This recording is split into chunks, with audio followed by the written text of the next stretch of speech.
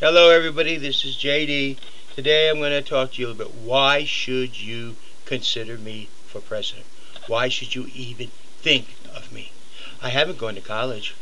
I didn't go to law school. I didn't go and learn how to manipulate the law. I didn't go to college to become a lawyer. So I didn't learn how to manipulate the law to defend or prosecute people, whether they're innocent or guilty. And a person who is constantly manipulating the law, sooner or later, will believe that they are above the law, and then you become a politician. I am not a professional politician, and I'm a person who truly believes that power corrupts and absolute power absolutely corrupts. So, money has no value to me. But basically, why should you even consider me as president? I've done 200 some videos right now. Every one from the time that I started running in the last election to now, and they're all there for you to look at, what I say and how I feel about things.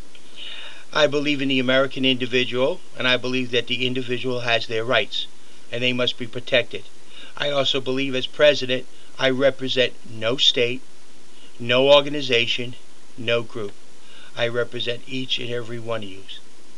Every single individual. So therefore, I can only bring you, the individual, into the White House. And that is the promise that I make, the only promise I make. I will bring you into the White House. Also, how do I feel about our Constitution? First is the supreme law, and I mean supreme law of the land. The Constitution is above all else. No organization has the right to come into this country and tell us how to run our country. It is the Constitution and our Congress that regulates the running of this country. I hear a lot of people blame presidents for going to war, like going to war in Iraq. They blame Bush, this. And they say it was no declare. Yes, it was. Congress, every time they authorized the money, authorized the war. Don't play the word game. That's politics. All Congress would have to say is there's no money for the war, and the war would have been over anytime. They did. They authorized the money, they kept authorizing it, kept authorizing it, kept authorizing it. Congress has not yet declared the war over. Congress declared it a war, but has not declared it over. Bush talked Congress in it, and Congress never once gave it a second thought. Again, politicians. Bottom line is, I'm not a politician. I will make sure Congress does its job, which means that a lot of bills and laws will have to go through Congress. Will take its time, but that's what's needed. Look what happened with this bailout, how all these clauses that were snuck in there and stuff, and nobody caught them. We had a president who said he was going to read every line, and there he is giving out bonuses. And not only is he giving out, his Secretary of Treasurer pushed to have that line put in there so they could give out the bonuses. Whereas me, I would say if you take 1 red cent of tax money, you get no more raises in your company. Nobody gets bonuses. Nobody gets anything until the loans are paid back. Also, bonuses, I feel, the only regulation that we should have on Wall Street, other than what we already have, which everyone says was not enforced. They said, oh, we have the regulations, but nobody enforced them. Nobody enforced them. So let's make more regulations that nobody enforced. That's going to prevent, no. What's going to prevent this from happening again is firing a bunch of people who didn't do their job. And that is people in the government who didn't enforce these regulations. That's the ones who allowed this to happen. That's the ones who were sleeping out the watch. That's the ones who turned their cheek the other way. No, we can't do that. Yes, we can do that. Bottom line is, we don't need to add but one regulation.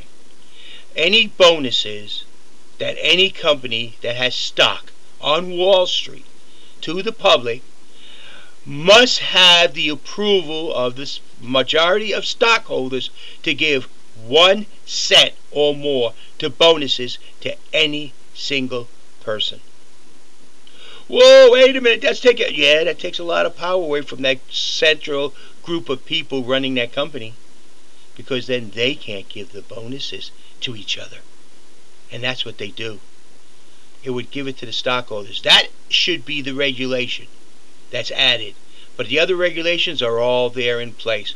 People have not enforced them. Now, this one world economy, this one world, no, this is not a one world. This is a world of a community of nations. That's right, community of nations. And each and every nation must respect the sovereignty of each nation. That must be done. If a nation's people chooses to be under a dictatorship, that's their choice. If a nation's people chooses to be a republic, like in the United States, that's their choice too. And we as people of the United States must be mindful that it's up to the nation of their people and their sovereignty to choose how they wish their government to be. At the same time, they will respect our sovereignty. As far as the UN, no. If I become president, UN's going to be in deep trouble. One, we're not going to pay all these billions of dollars they want. No. The UN is an organization where nations come together to discuss their problems, not an organization that dictates to other nations how they will. It's up to the people within that nation. Now, if they want to do charity work, they're more than welcome to do all the charity work in the world. They can collect for that. Americans will contribute greatly for that. But if they think they're going to find us some astronomical amount of money because we're an industrial nation, no. It's not going to happen under my watch. This is the way it is, UN. We are a sovereign nation in a community of nations. We will be respected as a sovereign nation as we respect others. Our Constitution is the supreme law of the land. Our money system is our money system. You can develop anything you want. It's fine. But understand, it comes in second place to the Constitution and the law of our land. Second place. It will not dictate how we live. It will not dictate how we do our economy. That you're not going to do. So, understand the Constitution is the supreme law of our land. And understand we will demand a community of nations. Economically wise, every nation has a right to its own economic growth. And every nation has the right within their sovereignty to protect their national economy. But as a community of nations, we can trade among each other fairly and equitably. Yes, that we will do fairly and equitably. Not one where, oh, your stuff will be taxed and our stuff won't. No, it's going to be same.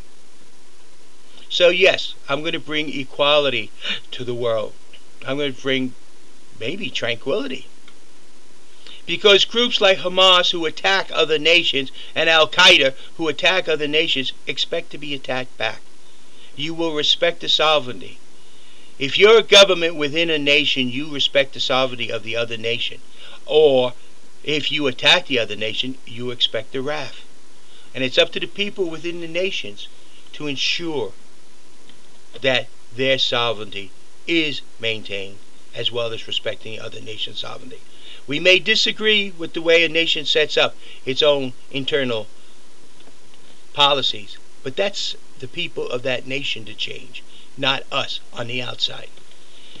So yes, I'm a little different at that. Yeah, probably because I didn't go to manipulating law to my behalf, which is law school.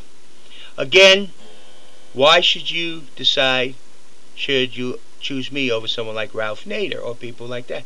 How long has Ralph Nader and those others been running? They bring nothing new to the table. It's apparent that they have good ideas, but it's very limited.